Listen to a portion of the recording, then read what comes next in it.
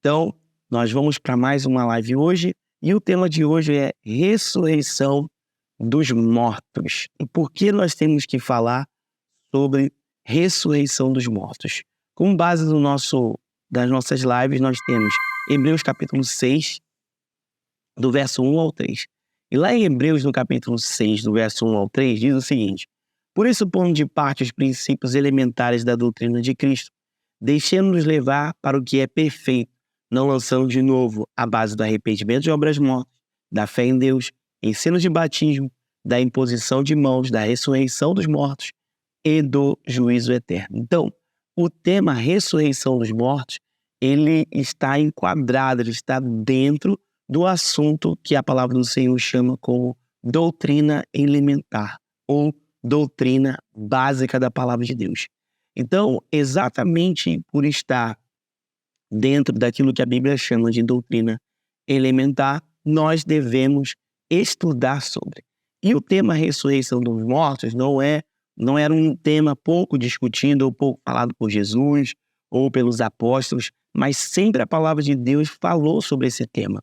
Ressurreição dos mortos não era um assunto assim que era pouco falado, mas era um assunto falado. E essa palavra e esse tema, ressurreição dos mortos, não é a ressurreição de que, por exemplo, Lázaro experimentou.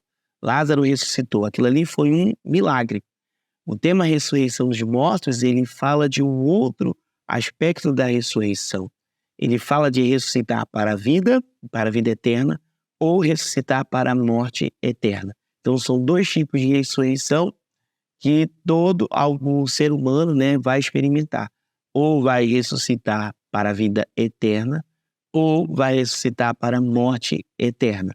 Então, o tema ressurreição dos mortos não é a ressurreição dos mortos como um milagre, mas como uma doutrina, como aquilo que Jesus experimentou, que ressuscitou para a glória eterna, assim como a igreja vai experimentar, como todos aqueles que morreram em Cristo Jesus vão experimentar. Então, para a gente começar, vamos abrir nossa Bíblia em 1 Pedro, no capítulo 1, do verso 3 ao 4. 1 Pedro, no capítulo 1,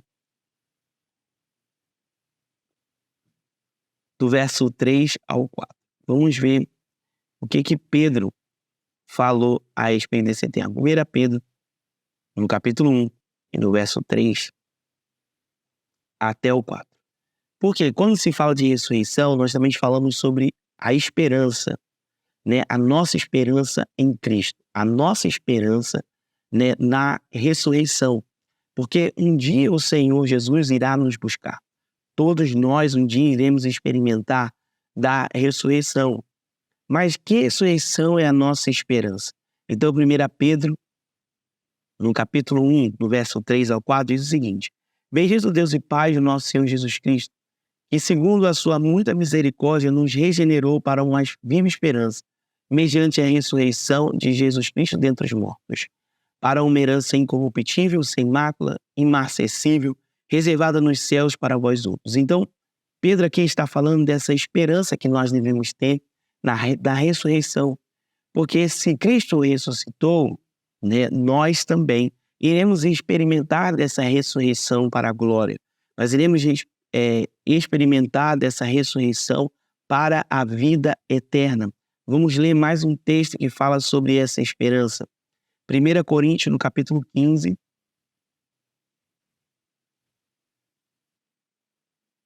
1 Coríntios, no capítulo 15, no verso 1.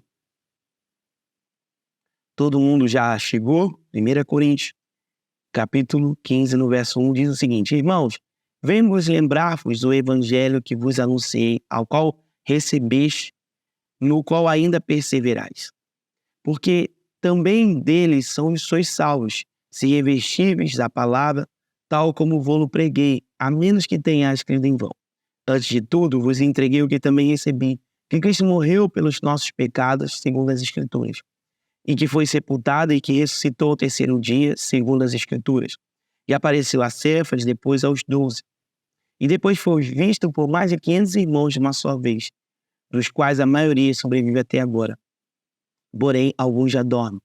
Depois disso, foi visto por Tiago, mais tarde também por todos os apóstolos. E ao final, depois de todos, foi visto também por mim, como por um nascido fora do tempo. Porque eu sou o menor dos apóstolos, que mesmo não sou digno de ser chamado apóstolo, persegui a igreja de Cristo Jesus. Mas pela graça de Deus, sou o que sou. E a sua graça que me foi concedida não se tornou vã. Antes trabalhei muito mais que todos eles. Todavia, não sou eu, mas a graça de Deus comigo. Portanto, seja eu, sejam eles, assim pregamos e assim credes. Então, Paulo aqui a carta aos Coríntios, ele está fazendo uma defesa da ressurreição de Cristo. Porque algumas pessoas naquela época começaram a duvidar ou então tentar tirar o crédito da ressurreição, né? Descredibilizar, né, a ressurreição de Cristo Jesus. Então, Paulo, ele começa a fazer uma defesa dessa ressurreição.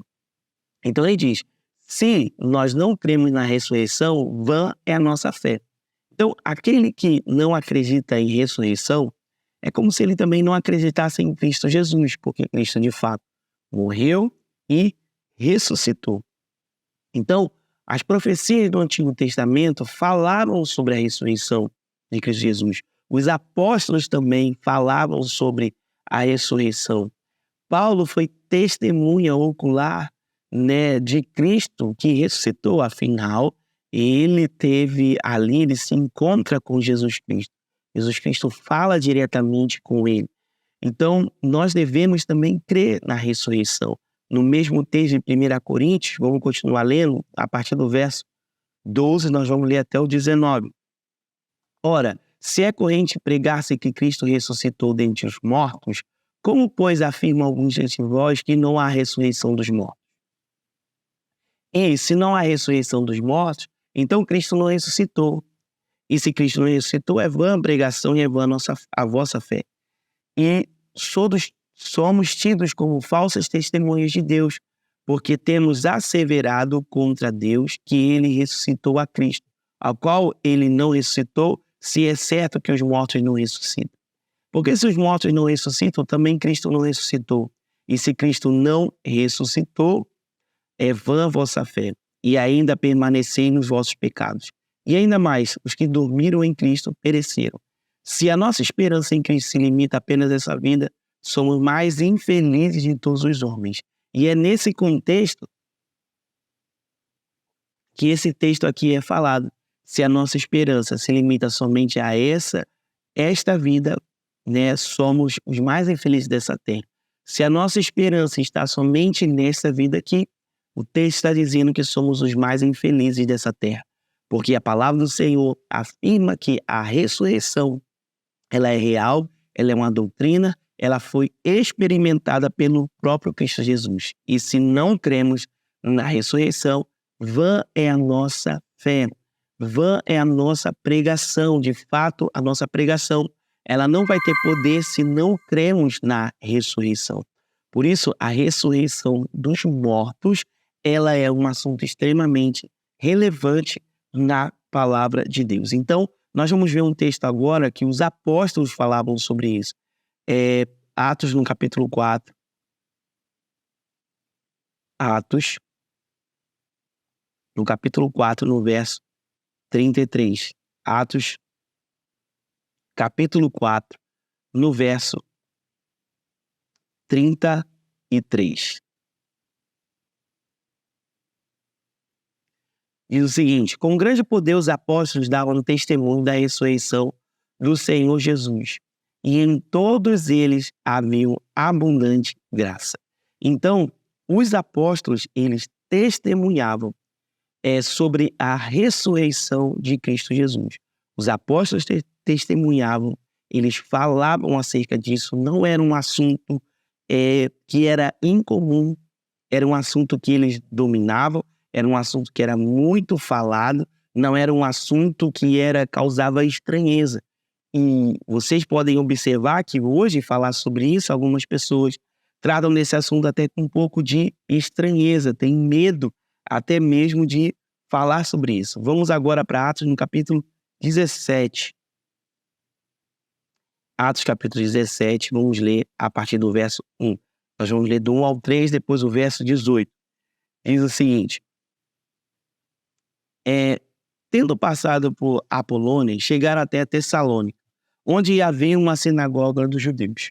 Paulo, segundo o seu costume, foi procurá-los e por 3 sábados arrazoou eles acerca das Escrituras, expondo e demonstrando ter sido necessário que Cristo padecesse e ressurgisse dentre os mortos.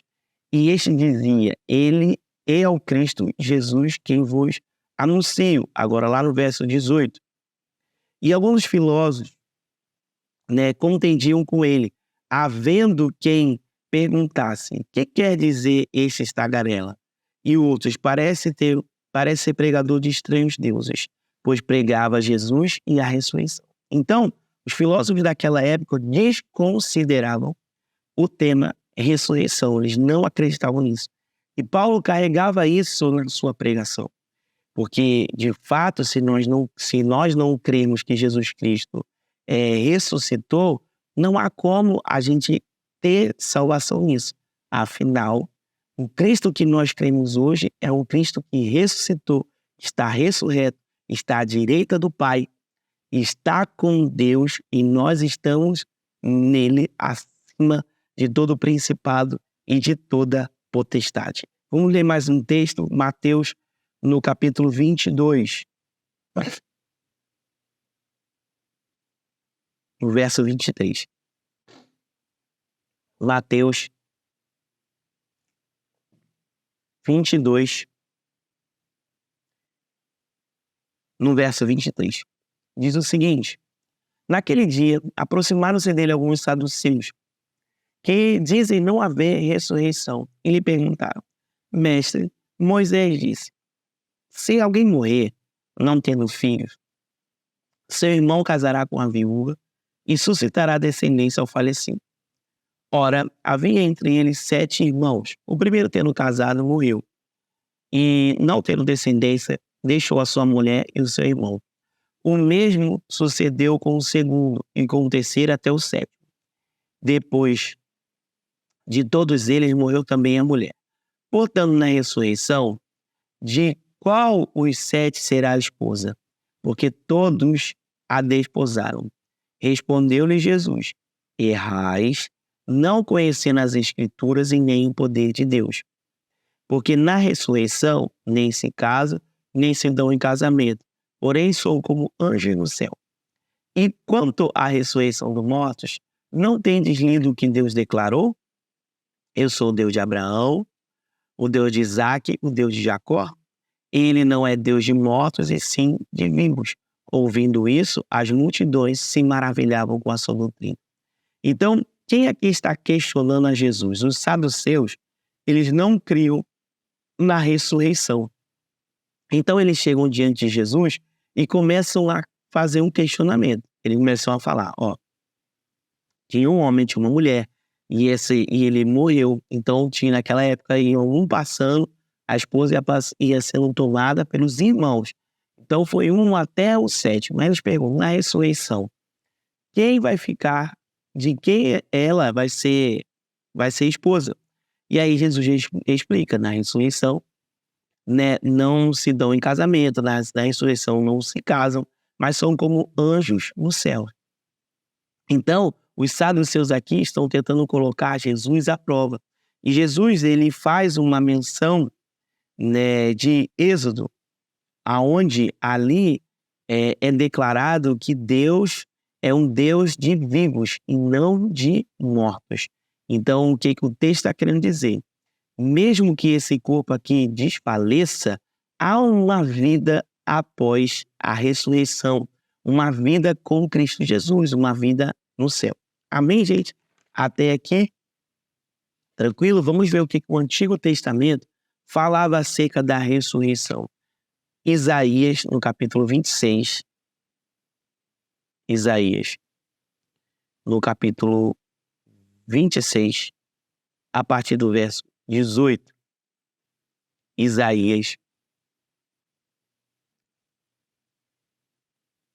26. Vamos ler o 18 e o 19.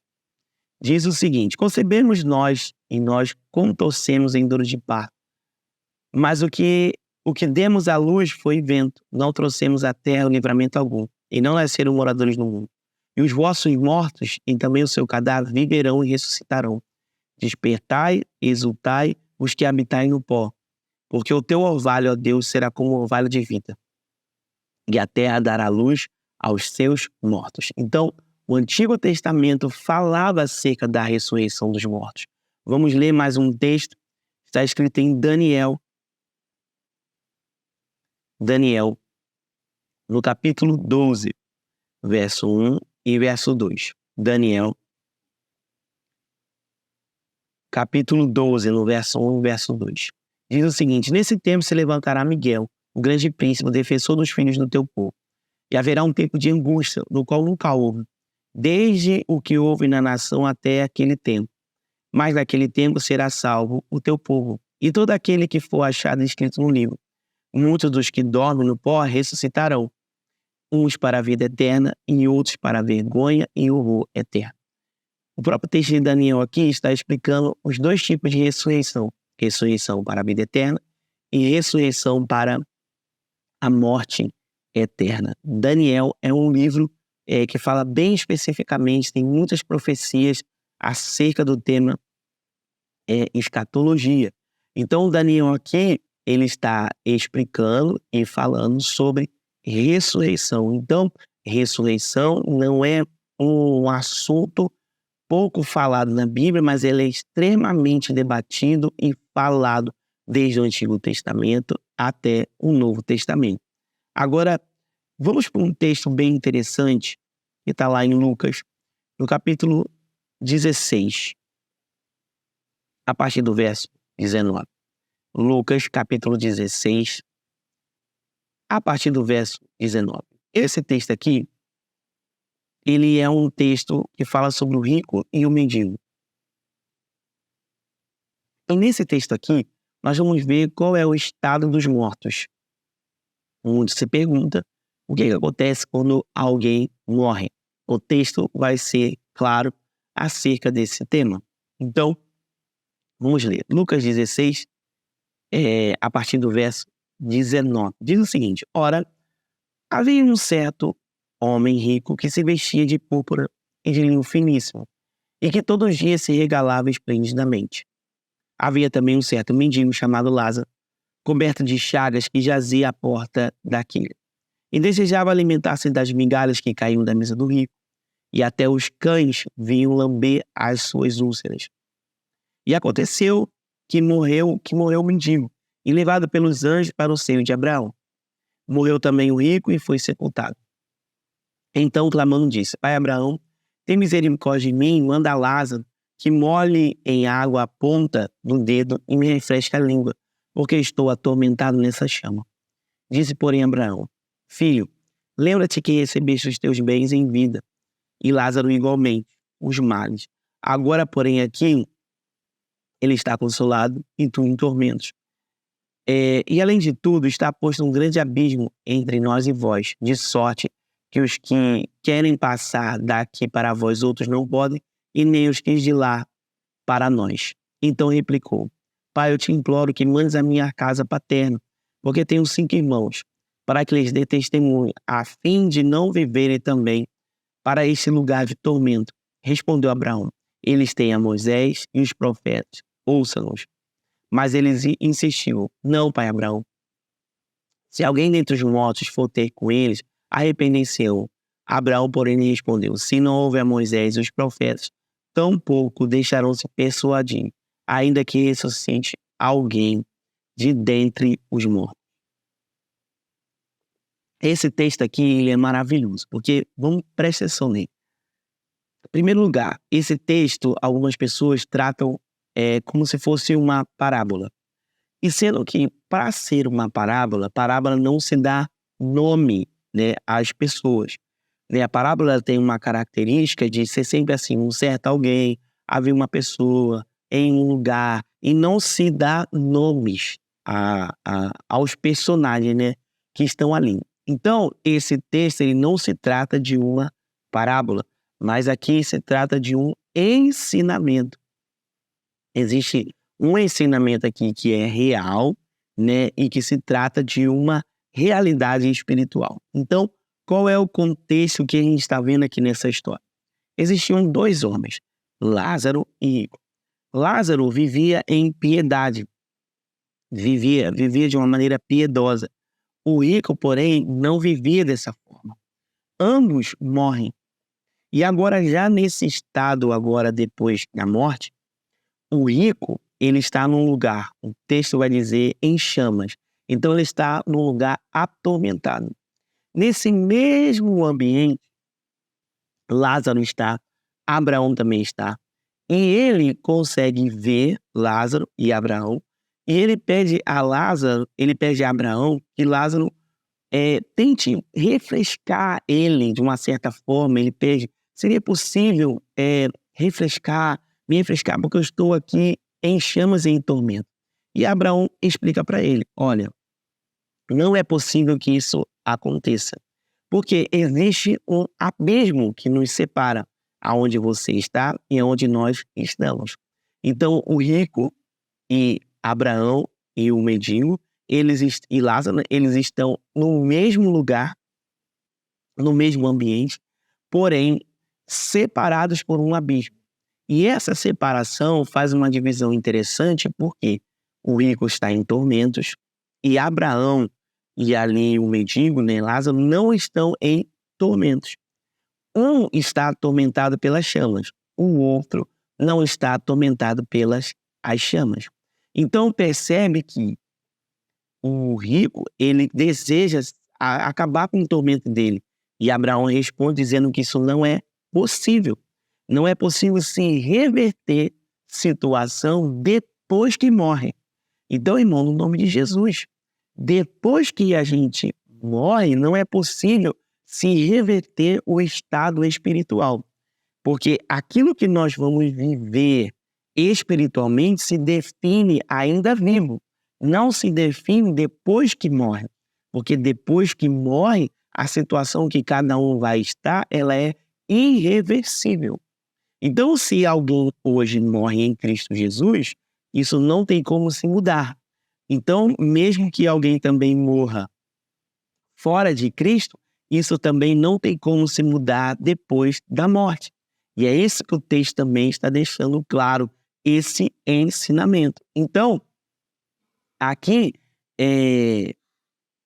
Abraão e o mendigo, eles estão num lugar conhecido como Seio de Abraão. Seio de Abraão é um lugar que é conhecido como aqueles que estão aguardando a esperança, né, em Cristo Jesus. Eles aguardam ali um Salvador. Então, preste atenção. O rico está em tormentos, Lázaro está consolado. Um sofre e o outro não está sofrendo. Aonde eles estão? No seio de Abraão. Em que lugar é esse seio de Abraão? Seio de Abraão também é conhecido como Hades. Hades, numa tradução, né, lógico, no nome em grego, mas no nome em português é inferno. E por mais que você se assuste, ambos ali estão no inferno, porém, um está em tormento e o outro está consolado. Um está no seio de Abraão e o outro está já em chamas, já está em tormento. Então, preste atenção. Hades é um lugar onde tem duas estruturas ali, uma de consolo e outra de tormento. Quando Jesus Cristo ressuscita, né, ele busca essas pessoas que estão consoladas. Abraão, Davi, para onde Davi foi? Todos eles foram, todos aqueles que morreram no Antigo Testamento crendo em Deus, todos eles foram para esse lugar chamado Seio de Abraão. Quando Jesus Cristo ressuscita, ele tirou o cativo do cativeiro e levou para junto aos céus. Então, a pergunta que não quer calar hoje, quando alguém morre, para onde vai? Todos aqueles que morrem em Cristo Jesus vão para que lugar?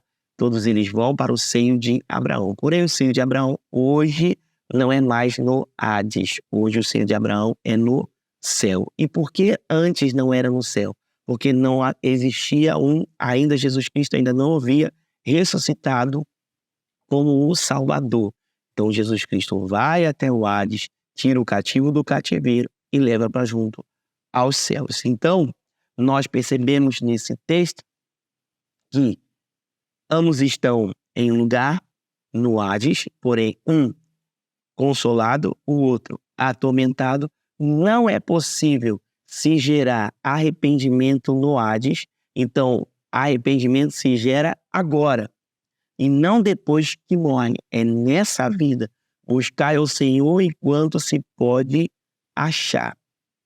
Buscai ao Senhor enquanto se pode achar. Algumas pessoas pensam, tem aquele texto do ladrão da cruz, não sei se você vai se lembrar, o ladrão da cruz, ele está ali, e o Senhor fala, aquele que se arrependeu, o Senhor diz uma frase para ele. Depois dele se arrepender, dele reconhecer que Jesus Cristo é inocente, Jesus diz para ele assim, ó, ainda hoje estarás comigo no paraíso. Essa palavra paraíso era como os judeus daquela época chamavam o Hades. Então, algumas pessoas pensam ali que aquele ladrão, ele morre ali e vai direto para o céu.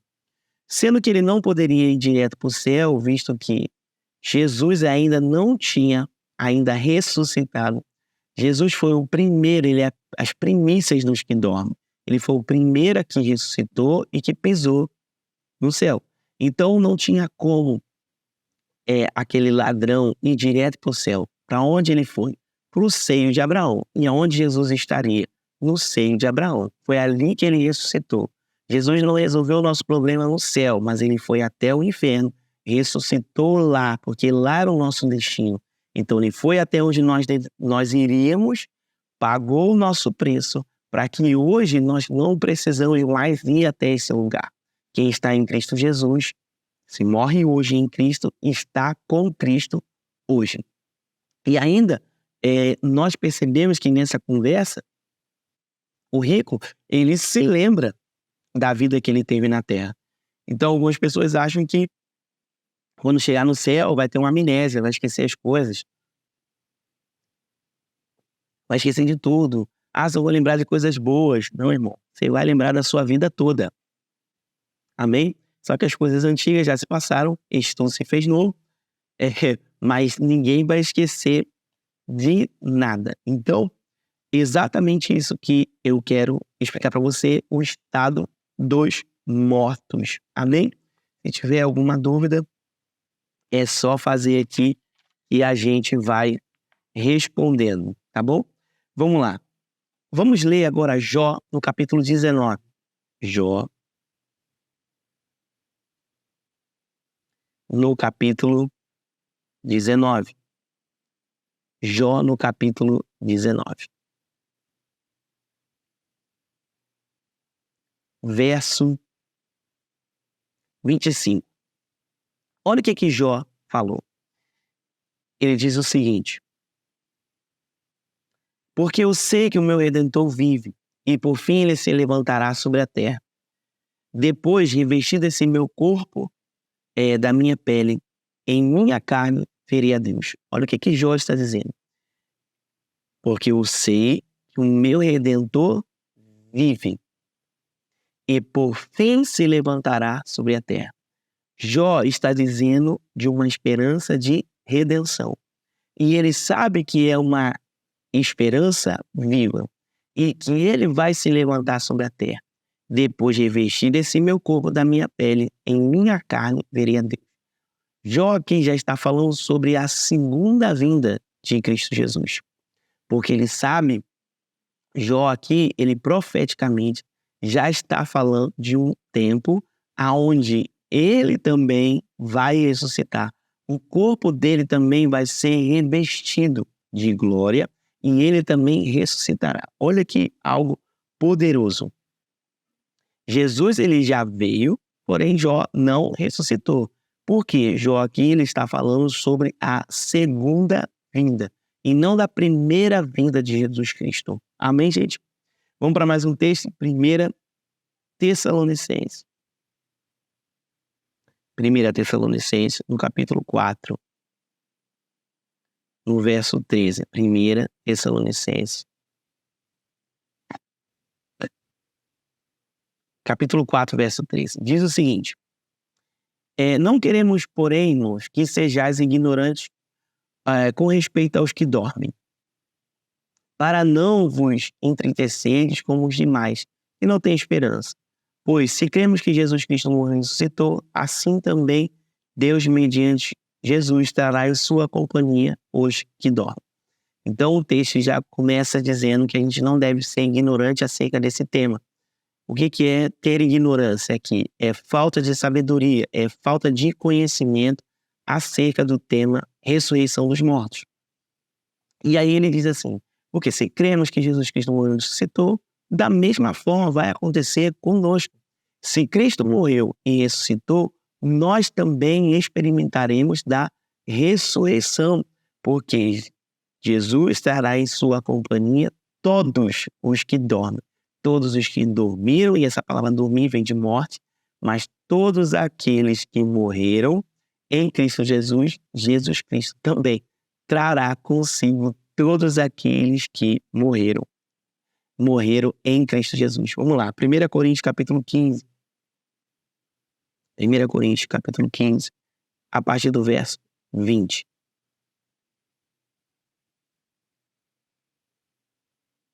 Vamos lá.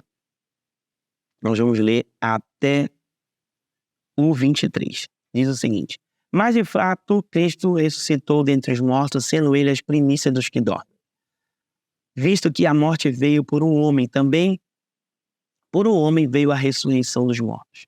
Porque assim como Adão todos morrem, assim como em Adão todos morrem, assim também todos serão vivificados em Cristo. Cada um, porém, por sua própria ordem. Cristo, as primícias, depois os que estão em Cristo na sua vinda. Então, o texto está dando aqui a ordem das ressurreições. Então, quem foi o primeiro a ressuscitar?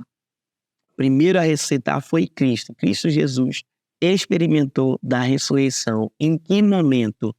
Aos 33 anos depois do seu nascimento, Jesus Cristo, ele morre e ressuscita.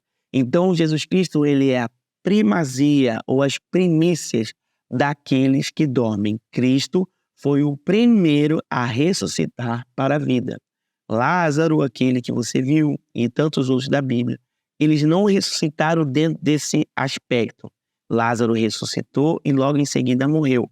O que esse texto está falando como premissa é aqueles que ressuscitam para viver eternamente. Já está experimentando de um corpo glorificado para a eternidade. Então, a palavra do Senhor, ela vai mostrar toda uma sequência de ressurreições. Primeiro a ressuscitar é Cristo. Ele é as primícias. Nós lemos aqui, o versículo. Quem vai ser, nesse segundo momento, os que irão ressuscitar? Primeiro Cristo. Vamos ler 1 Tessalonicenses. Quem será o segundo grupo a ressuscitar? Capítulo 4, verso 15. Olha o que diz. 1 Tessalonicenses, capítulo 4, verso 15. Ora, ainda vos declaramos por palavra do Senhor isto: nós os vivos, os que ficarmos até a vinda do Senhor, de modo algum precederemos os que dormem. Portanto, o Senhor mesmo, dada a sua palavra à ordem, ouvindo a voz do arcanjo e ressoada a trombeta de Deus, descerá dos céus, e os mortos em Cristo ressuscitarão primeiro. Depois nós, os vivos, os que ficarmos, seremos arrebatados junto com eles entre as nuvens para o encontro com o Senhor nos ares. E assim estaremos para sempre com o Senhor.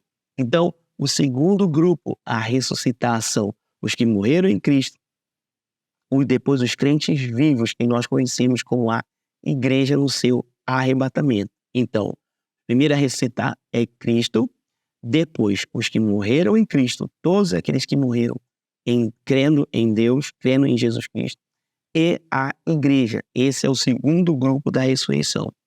Depois existe um outro grupo, que são as duas testemunhas.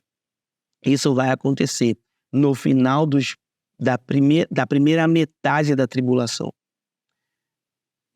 No final dos primeiros 3 anos e meio da tribulação. Tribulação também é um outro tema que a gente também tem que abordar por aqui em algum momento. Mas vamos lá. Apocalipse, no capítulo 11, no verso 3. Apocalipse, capítulo 11, no verso 3. Diz o seguinte: darei as minhas 2 testemunhas que profetizem por 1.260 dias, vestidas de pano de saco. 1.260 dias são 3 anos e meio. São estas as 2 oliveiras e os 2 candeeiros que chaçam de pé diante do Senhor na terra. Se alguém pretende causar-lhes dano, sai fogo da boca e devora os inimigos. Sim, se alguém pretender causar-lhes dano, certamente deve morrer. Elas têm autoridade para fechar o céu, para que não chova durante dias em que profetizarem. Tem autoridade também sobre as águas para convertê-las em sangue, bem como ferir a terra com toda sorte de flagelos, tantas vezes quanto quiserem. Quando estiverem então concluído o testemunho, devem dar. A besta que surge do abismo pelejará contra eles e as vencerá e matará. E o seu cadáver ficará estirado na praça da grande cidade, que espiritualmente se chama Sodoma e Egito, onde também o Senhor foi crucificado. Então, muitos dentre os povos, tribos, línguas, nações, contemplam os cadáveres das testemunhas por 3 dias e meio, e não permite que esses cadáveres sejam sepultados. Os que habitam sobre a terra se alegram por causa deles. Realizarão festas e enviarão presentes uns aos outros. Portanto, esses 2 profetas atormentaram os que moram lá sobre a terra. Mas depois de 3 dias e meio, um espírito de vida vindo da parte de Deus neles penetrou e se ergueram sobre os seus pés. E os que viram, sobreveio um grande medo. E as 2 testemunhas ouviram uma grande voz vinda do céu, dizendo: subi para aqui. E subiram ao céu numa nuvem, e os seus inimigos as contemplaram. Então, o texto aqui está dizendo sobre a ressurreição das 2 testemunhas. Então, Cristo é as primícias, é a primeira parte da ressurreição. A segunda parte da ressurreição é a igreja e todos aqueles que morreram crendo em Cristo Jesus. E a terceira parte da ressurreição são as 2 testemunhas. E depois, por fim, vamos lá em Apocalipse, no capítulo 20, no verso 4. Diz o seguinte: vi também os tronos, e neles se assentaram aqueles dos quais foi dada a autoridade de julgar. Vi ainda as almas dos decapitados por causa do testemunho de Jesus, bem como por causa da palavra de Deus. Tantos quantos não adoraram a besta, nem tampouco a sua imagem. E não receberam a marca na fronte e na mão, e viveram e reinaram com Cristo durante 1000 anos. E os restantes dos mortos não viveram até que se completassem os 1000 anos. Esta é a primeira ressurreição. Então, toda a parte da primeira ressurreição se finaliza ali no final da tribulação, onde ao final da tribulação vai ressuscitar todos os mártires, da tribulação, os santos da antiga aliança. Todo esse grupo termina de ressuscitar no final da tribulação. E a palavra do Senhor também vai falar da ressurreição para a morte. Também as pessoas, todos aqueles que morreram sem crer em Jesus, no final de tudo, eles também ressuscitarão, mas ressuscitarão para a morte. Vamos ler um texto aqui em João, no capítulo 5. João, no capítulo 5, no verso 28. Diz o seguinte: não vos maravilheis disso, porque vem a hora em que todos os que se acham nos túmulos ouvirão a voz e sairão. Os que tiverem feito bem ressuscitarão para a vida, e os que tiverem praticado o mal ressuscitarão para o juízo. Então, percebe aqui que a gente tem ainda uma palavra aqui colocada: juízo. A gente vai estudar no próximo vídeo a questão do juízo eterno, porque todos aqueles que ressuscitam em seguida são julgados. todos nós seremos julgados. Julgados para serem galardoados, outros julgados receberão juízo para a morte eterna, ok? Então a gente já está vendo aqui ressurreição do juízo é porque todos esses que morreram sem crer em Deus, sem crer em Jesus Cristo, eles não nasceram de novo em um determinado momento. E nós vamos ler agora, lá em Apocalipse, no capítulo 20. Apocalipse, capítulo 20, no verso 12. Apocalipse, capítulo 20, no verso 12.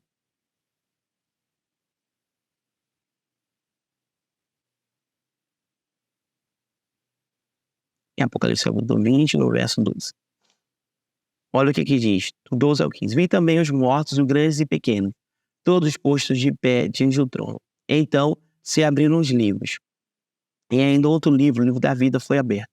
E os mortos foram julgados, segundo as suas obras, conforme se achava escrito nos livros. Deu mal aos mortos que neles estavam. A morte e o além entregaram os mortos que neles haviam. E foram julgados um por um, segundo as suas obras. Então a morte e o inferno foram lançados para dentro do lago de fogo. Essa é a segunda morte, o lago de fogo. E se alguém não foi achado no escrito da vida, esse foi lançado para dentro do lago de fogo.